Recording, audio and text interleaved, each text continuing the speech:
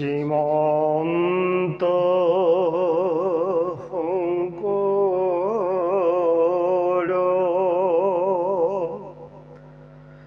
হৰি ভকতৰ জানা যেন কল্পতৰু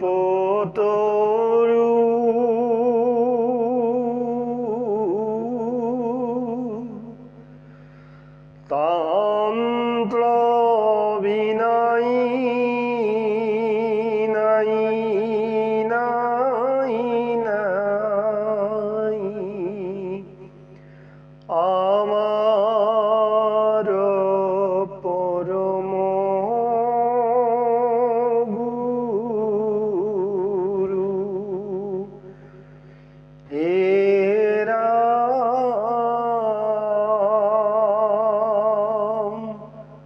আমাৰ পৰম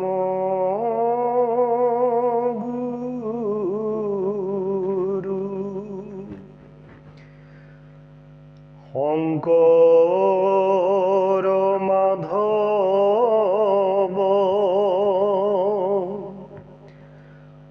অভেন্দ্ৰ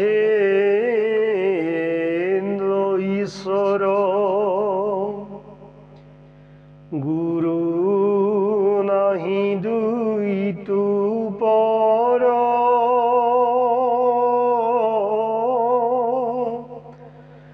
তান নামৰ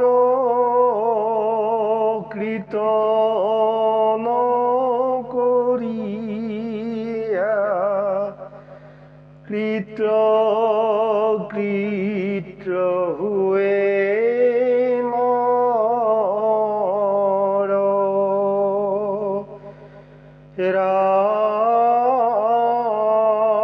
ৰাম কৃত হুৱে নৰ ধ্যানমূলম গুৰু মূৰ্তি পূজামূলম গুৰু পদম মন্ত্ৰমূলম গুৰু বাক্যম মোক্ষমূলম গুৰু কৃপা মোক্ষমূলম গুৰু কৃপা ওম শান্তি ওম শান্তি ওম শান্তি জয় শ্ৰীকৃষ্ণ সৰ্বপ্ৰথমে আমি সকলোলৈকে আমাৰ আত্মিক শ্ৰদ্ধা ভক্তি জ্ঞাপন কৰিছোঁ। সকলোৱে কুশলে থাকক, ভগৱান পুৰুষে সকলোকে সুন্দৰভাৱে ৰাখক, কুশল কৰক, কল্যাণ কৰক আৰু সকলোৱে আধ্যাত্মিকভাৱে জীয়াই থাকক, এয়াই আমাৰ কামনা। জয় শ্ৰীকৃষ্ণ।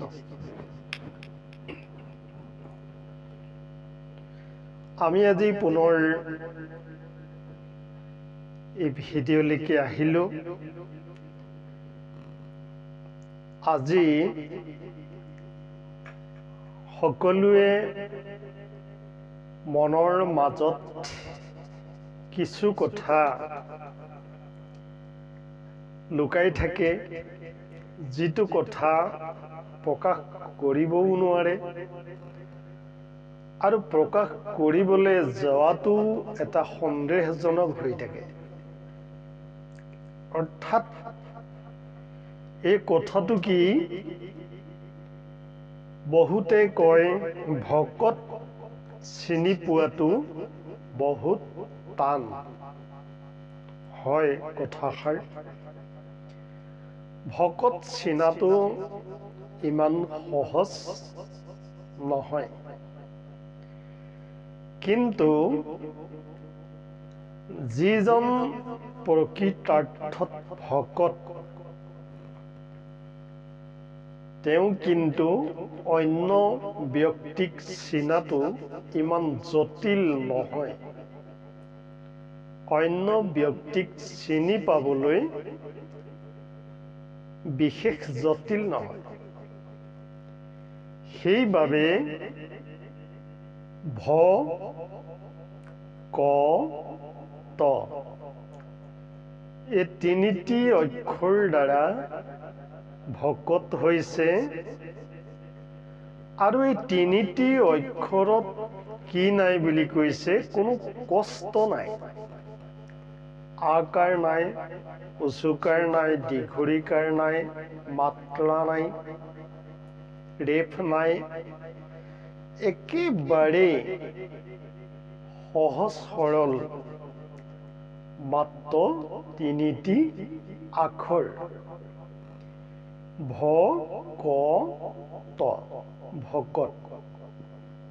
এই তিনিটি আখৰ যেনেধৰণে একেবাৰে সহজ সৰল, ঠিক তেনেধৰণে যিজন ব্যক্তি একেবাৰেই সহজ সৰল, সকলো গুণৰ অধিকাৰী হৈ যায়,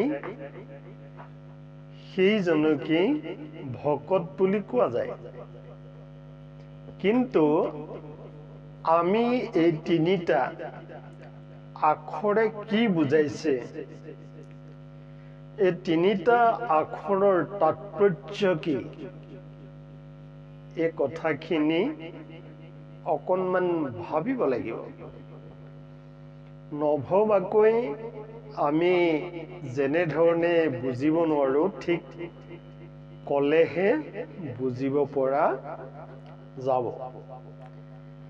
এতিয়া ভ অক্ষৰে কি বুলি কৈছে? ভ অৰ্থাৎ ভ অক্ষৰ, ভ মানেই আমাক ভাৱনা বুলি কৈছে। কেনেকুৱা ভাৱনা? যিটো জ্ঞানময় ভাৱনা বুলি কৈছে। অৰ্থাৎ ভ পদে ভগৱন্ত ভৱ বিমোচন। ভ পদে ভগৱন্ত ভৱ বিমোচন। ভজনা ভক্তিত পূৰ্ণ হয় যিজন। ভজনা ভক্তিত পূৰ্ণ হয় যিজন। অৰ্থাৎ কি বুলি কৈছে? এই পদফাঁকিৰ দ্বাৰা আমি প্ৰথম বুজিব লাগিব যে ভ পদে ভগৱন্ত, ভগৱন্তক ভ পদে আৰম্ভ কৰিছে। অৰ্থাৎ ইয়াত কৈছে ভ মানে পোহৰ, পোহৰ মানে জ্ঞান, আৰু সেই জ্ঞানকে কোৱা হৈছে কি বুলি? ভগৱান বুলি কোৱা হৈছে। জ্ঞানকে ভগৱান বুলি কৈছে। এতিয়া সেইকাৰণে কৈছে ভ পদে ভগৱন্ত ভৱ বিমোচন। ভৱ মানে পৃথিৱী, সংসাৰখন। আৰু সংসাৰততো নানা ক্লেশ থাকে, নানা ক্লেশ থাকে, বিপদ থাকে, অঘটন থাকে, বেমাৰ আজাৰ, অনান্য দুখ কষ্ট এইবিলাক থাকে। আৰু এই দুখ কষ্টৰ মাজত কি বুলি কৈছে? শেষ কৰিব পৰা ব্যৱস্থাটোৱে আছে ভগৱান। এই দুখ কষ্টবিলাক নাইকিয়া কৰিব পৰা, অৰ্থাৎ বিমোচন, শেষ কৰি দিব। সেইকাৰণে কৈছে ভ পদে ভগৱন্ত ভৱ বিমোচন। ভজনা ভক্তিত পূৰ্ণ হয় যিজন। অৰ্থাৎ এনেজন ভগৱন্ত যিজনে পৃথিৱীৰ সমস্ত দুখ শেষ কৰি দিয়ে, সেইজন ভগৱন্তক যি ভক্তি কৰি ভক্তিৰ ভাৱনাৰে সেই ভগৱন্তক লাভ কৰিব পাৰে, অৰ্থাৎ ভজনা ভক্তিত পূৰ্ণ হয় যিজন, সেইজন ব্যক্তিয়েহে ভগৱন্ত পুৰুষক লাভ কৰিব পাৰে। অৰ্থাৎ ভগৱন্তক যেনেধৰণে নিৰাকাৰ, নিৰাময়, নিৰঞ্জন বুলি কৈছে, ঠিক সেই ৰূপটো নিজৰ মাজতো আহিব লাগিব। নিজেও সেই ভাৱনাত আহিব লাগিব যে ময়ো নিৰাকাৰ, অৰ্থাৎ মোৰ আকাৰ নাই। আকাৰ থকাটো হৈছে দেহা। আকাৰ মানে দেহাটোক আকাৰ বুলি কয়, আৰু নিৰাকাৰ হৈছে পৰম ব্ৰহ্ম। এতেকতে দেহাত কি থাকে? কলা, বগা, ওখ, চাপৰ, শকত, লেৰেলা বা অন্যান্য কিছুমান বিধি থাকে। গতিকে কিন্তু ঈশ্বৰৰ মাজত জানো সেইবিলাক আছে? জীৱ মতা মাইকী আছে জানো? জীৱৰতো মতা মাইকী নাই। জীৱ জীৱই কৰ্মৰ ফলে মতা হয়, মাইকী হয়। সেইকাৰণে কৈছে যে সেই ভগৱন্ত পুৰুষৰ দৰেই নিৰাকাৰ, নিৰাময় ভাৱনাৰে ভগৱন্তক ভক্তিত কৰিব পাৰে, পাব পাৰে, সেইজনেই ভ অক্ষৰ দ্বাৰা বুজাইছে, সেইজনেই ভকত। এতিয়া কয়ে কি বুজাইছে? ক পদে কৃষ্ণ ভজি হয় ভকত পৰম, আত্মাকো মানন্ত সমস্ততে সম। আত্মাকো মানন্ত সমস্ততে সম। অৰ্থাৎ কি বুজাইছে? যে ক পদে কৃষ্ণক ভজি হয় ভকত পৰম, অৰ্থাৎ ভগৱানক যি ভজনা ভক্তিৰ দ্বাৰা ভকত হ'ল, আৰু সেইজন ভকতে কি বুলি কৈছে? সেইজন ভকতেই সকলো জীৱকে কৃষ্ণ মূৰ্তি নিচিনাকে দেখা পায়, সকলোকে কৃষ্ণময় দেখে। সেইকাৰণে কৈছে যে সেইজনেই ভকত হ'ব পাৰে। সকলোকে ভগৱান বুলি ভাবিব লাগিব। সকলোকে একে ঈশ্বৰেই সকলোৰ লগত থকা বাবে তেওঁ ভাল হওক, বেয়া হওক, ইয়াত কোনো কথা নাই।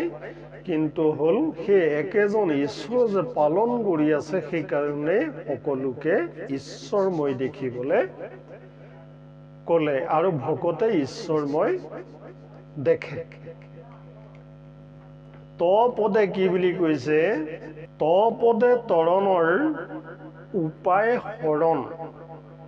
ত পদে তৰণৰ উপায় হৰণ, হৃদয় কমলে ধৰে কৃষ্ণৰ চৰণ।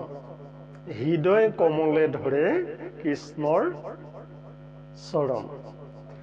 অৰ্থাৎ ত মানে কি? তৰণ। তৰণ মানে কি? ভকত যেতিয়া হ'ব, সকলোকে যেতিয়া বিষ্ণুময় দেখিব, সেই বিষ্ণুৱে এটা সময়ত কি কৰিব? সেই বিষ্ণুৱে এটা সময়ত কি কৰিব? তৰিব। অৰ্থাৎ ভগৱন্তৰ সেই বৈতৰণী নৌকাত তৰণ কৰিব, অৰ্থাৎ পাৰ কৰিব। পাৰ কৰি ভগৱন্তে নিজৰ ৰথত উঠাই বৈকুণ্ঠলৈকে লৈ যাব। সেইকাৰণে কৈছে তপদে তৰণৰ উপায় শৰণ, অৰ্থাৎ যাৰ আশ্ৰয়, শৰণ মানে আশ্ৰয়, আৰু কাৰ আশ্ৰয় ল'লে জীৱই? সেই ভগৱন্ত পুৰুষৰ আশ্ৰয় ল'লে। সেইকাৰণে কৈছে তৰণৰ উপায় শৰণ। শৰণেই হৈছে, আশ্ৰয়েই হৈছে ভগৱানৰ ভক্তিত পূৰ্ণ হোৱা ব্যক্তি। আৰু কি বুলি কৈছে? হৃদয় কমলে ধৰে কৃষ্ণৰ চৰণ। হৃদয় কমল মানে কি? আমাৰ হৃদয়ত, সেইখনেই স্বৰ্গপুৰ বুলিও ক'ব পাৰি। আৰু সেই হৃদয়তেই থাকে ক্ষীৰসাগৰ, আৰু সেই ক্ষীৰসাগৰতেই কি হৈ যায়? ভগৱানৰ চৰণ, অৰ্থাৎ চৰণ যুগলক ধ্যান কৰে। এইজনেই হৈছে ভকত। আৰু এনে ভকতৰ চিনি পোৱাৰ ইমান সহজ নহয়। সেইকাৰণে কৈছে যে জ্ঞানক কোনেও নেদেখে, কিন্তু বিজ্ঞানক দেখা পায়। অৰ্থাৎ জ্ঞানৰ দ্বাৰাহে বিজ্ঞান সৃষ্টি হয়। এই কথাষাৰ আমি কেইবাটা ভিডিঅ'টো কোৱা হৈছে। যিহেতু জ্ঞান নোহোৱা ব্যক্তিজনে জানো কিবা এটা বনাব পাৰে, বা কিবা এটা কৰিব পাৰে, বা কিবা এটা দেখুৱাব পাৰে? একো কৰিব নোৱাৰে। সেইকাৰণে কৈছে যাৰ জ্ঞান আছে, সেই জ্ঞানী ব্যক্তিজনে মনৰে ভাবি থকা বস্তুটো জ্ঞানৰ দ্বাৰাই প্ৰকাশমান কৰে, আৰু তেতিয়াই বিজ্ঞান সৃষ্টি হয়। আৰু বিজ্ঞানে যেতিয়ালৈকে সেই য'ৰ পৰা আহিলে, বিজ্ঞান কেনেদৰে সৃষ্টি হ'ল, সেই বস্তুটোৰ প্ৰতি যেতিয়ালৈকে দেখুৱাব নোৱাৰিব, যেতিয়ালৈকে সেই বস্তুটোক প্ৰমাণ কৰিব নোৱাৰিব, জ্ঞানক প্ৰমাণ কৰিব নোৱাৰিব বিজ্ঞানে, তেতিয়াৰ পৰাই কি হয়? দৰ্শন আৰম্ভ হয়। তেতিয়াৰ পৰাই দৰ্শন আৰম্ভ হয়। সেইকাৰণে কৈছে ভকতৰ বহুত বৈশিষ্ট্য আছে। বহুত ত্যাগী হ'ব লাগিব, বহুত ক্ষমাশীল হ'ব লাগিব, দয়াশীল হ'ব লাগিব, আৰু কি হ'ব লাগিব? সত্যবাদী হ'ব লাগিব, আৰু নিয়ম নীতিৰ মাধ্যমেদি চলা ব্যক্তি হ'ব লাগিব। তেতিয়া সেইজন ব্যক্তিকে কৈছে ভকত। আৰু আমাক কৈছে, বুজাইছে যে যিজন ভকত, সেই ভকতৰ বিপৰীতে যদিহে কোনোবাই বেলেগ ভাৱনা লয়, অৰ্থাৎ বেয়া ভাৱনা লয়, তেতিয়া কিন্তু সেই ভকতে যাৰ ওচৰত শৰণ ল'লে, সেই শৰণ লোৱা সেই ব্যক্তিজনে কিন্তু কেতিয়াও ক্ষমা নকৰে। অৰ্থাৎ সেই ব্যক্তিজনে হৈছে ভগৱন্ত পুৰুষ, আৰু সেই ভগৱন্ত পুৰুষেই ভকতক সুদৰ্শন চক্ৰৰ দ্বাৰা সদায় ৰক্ষা কৰি থাকে।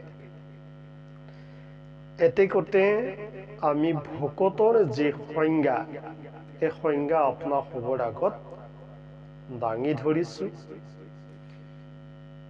হয়তো আপোনাৰ সবৰ যদিহে কোনোবা ব্যক্তিয়ে ভকতক উপলুঙা কৰে, ভকতক ঘৃণাৰ চকুৰে চাই, আপুনিতো ধৰিব নোৱাৰে। গতিকে সেইজন ব্যক্তি কোনো কাৰণত কিন্তু সাৰি যাব নোৱাৰিব। অৰ্থাৎ কি বুলি কৈছে? আমাৰ 14জন সাক্ষী আছে, 14 সাক্ষী। কি আছে? মুখ আছে, জিভা আছে, নাক আছে, চকু আছে, কাণ আছে, হাত আছে, ভৰি আছে, লিংগ আছে, পায়ু আছে। এই সকলোবিলাকেই কিন্তু সাক্ষী বুলি কৈছে। এই সকলোবিলাক সাক্ষী। গতিকে এই সাক্ষীসকলৰ মাজৰ পৰা আপুনি কেতিয়াও সাৰিব নোৱাৰে। সময়ত এইসকলে আপোনাৰ হৈ বৰ্তমানত যিটো সহায় কৰিছে, এটা সময়ত সেইসকলে আপোনাৰ বিপৰীতে কিন্তু সাক্ষী দিব, বিপৰীতে সাক্ষী দিব। অৰ্থাৎ চিত্ৰগুপ্ত। চিত্ৰগুপ্ত কোন? চিত্ৰগুপ্ত মানে হৃদয়ৰ ভিতৰত যি ছবি উঠে তাকে চিত্ৰ বুলি কয়। আৰু ই কি হৈ থাকে? লুকাই থাকে, দেখা নাপায়। হৃদয়ৰ মাজৰ কথা কোনোবাই জানে? গতিকে সেই দেখা নোপোৱাকে যিখিনি ভালেই হওক বেয়াই হওক কথা থাকে, সেই কথাখিনি কিন্তু চিত্ৰগুপ্তই লিখি ৰাখে। আৰু আপুনি সময়ত মিছা মাতি কোনো লাভ নহ'ব। সেইসকলে সত্যৰে সাক্ষী দিব আৰু লগতে চিত্ৰগুপ্তই লিখা কথাখিনি যমৰ আগত দেখুৱাব আৰু যমে সেই বিধান মতেই শাস্তি প্ৰদান কৰিব। গতিকে আমি মানুহ হৈ জন্ম হোৱাৰ পিছত, জ্ঞান শ্ৰেষ্ঠ হোৱাৰ পিছত এনে ধৰণৰ শাস্তি ভুগিবলৈ বুলি ভাবিব লাগিব জানো? কেতিয়াওতো ভাবিব নালাগিব। সেইকাৰণে আমি সকলোকে অনুৰোধ কৰিছো যাতে কোনো কাৰণত কাৰোৰ বিষয়ে বেয়া ভাৱনা নল'ব, বেয়া চিন্তা নকৰিব। প্ৰথম নিজে শুদ্ধ হ'বলৈ যত্ন কৰিব। আজিৰ ভিডিঅ'টি আমি ইমানকে কৈ আপোনাৰ খবৰ মাজৰ পৰা বিদায় মাগিছো। আগন্তুক ভিডিঅ'সমূহ আমি পুনৰ আপোনাৰ খবৰ মাজলৈ আধ্যাত্মিকভাৱে পঠাম। আপোনাৰ সবে আমাৰ চেনেলটো সকলোৱে ছাবস্ক্ৰাইব কৰি আমাক সহায় কৰিব আৰু লগতে আপোনাৰ সবেও নিশ্চয় আধ্যাত্মিক জ্ঞান লাভ কৰি পিছৰ জন্মটি সফল কৰক। জয় শ্ৰী কৃষ্ণ, জয় শ্ৰী কৃষ্ণ।